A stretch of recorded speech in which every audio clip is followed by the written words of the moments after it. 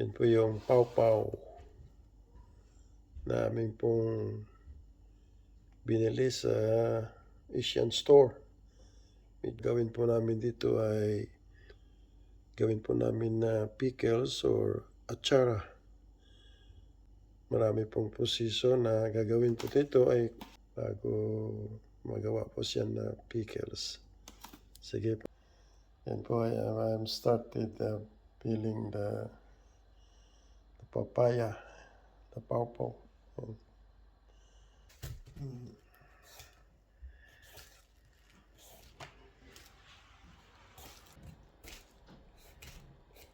Yan po. Medyo matrabaho lang po siya.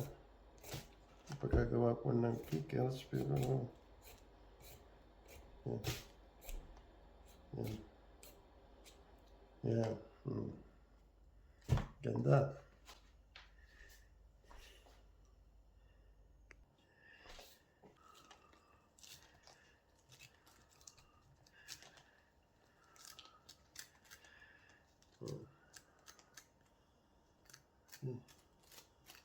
Matrabaho lang pong gumawa nito.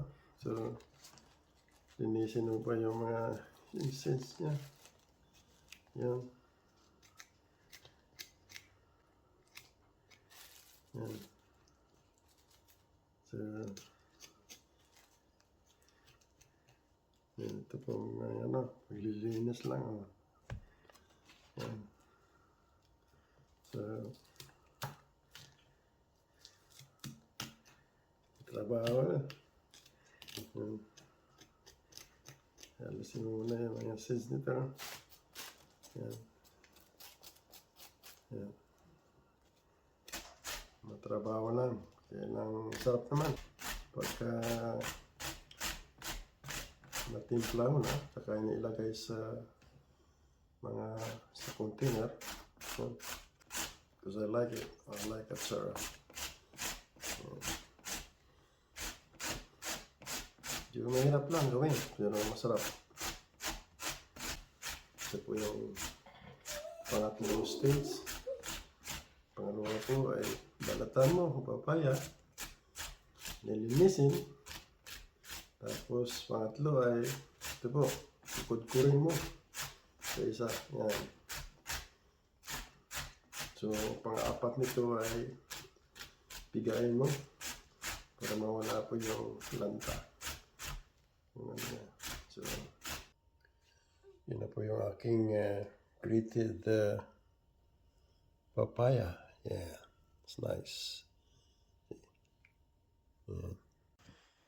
Yan na po yung continuation po ng aking ginawang atsara. Ito po ay pinigaan ko na. Medyo patrabaho nga. Tsaka ito po ay nilagyan muna ng asin, tapos binabad, tapos pipigain mo. Yan po yung niya, yung napiga na. Tsaka itong kanyang mga ricado, yan pa.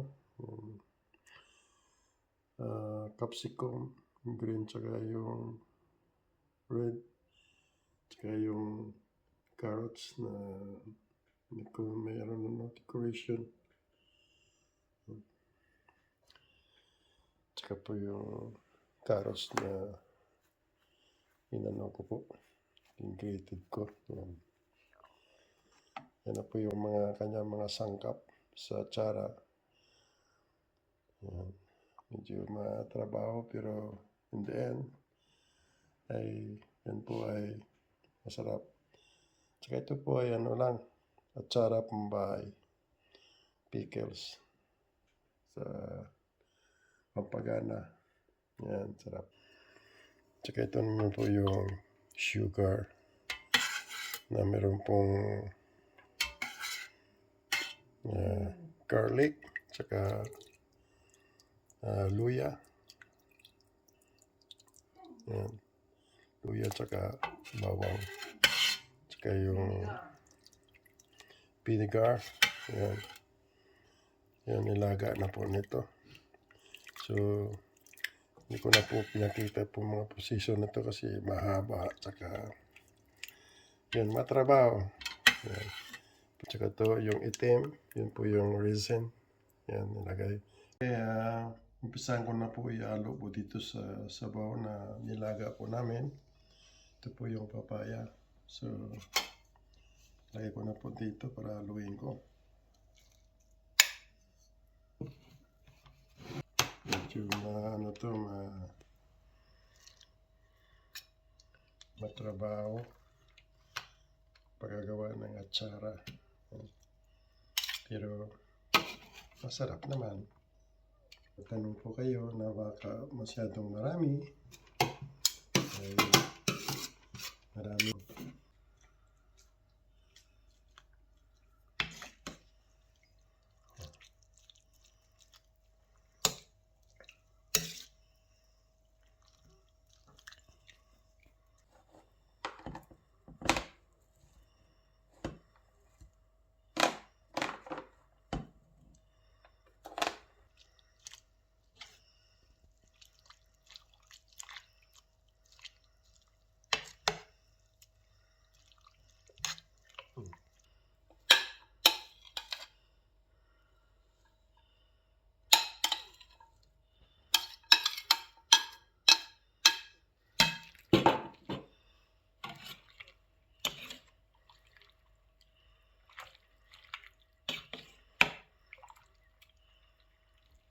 Wow, masarap.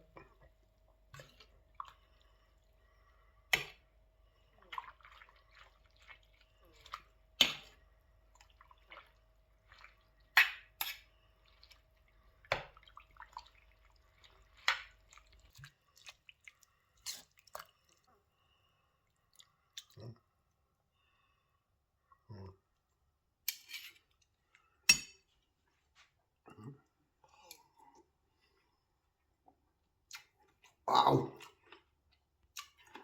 Beautiful. Sarap. Tama-tamang lasa.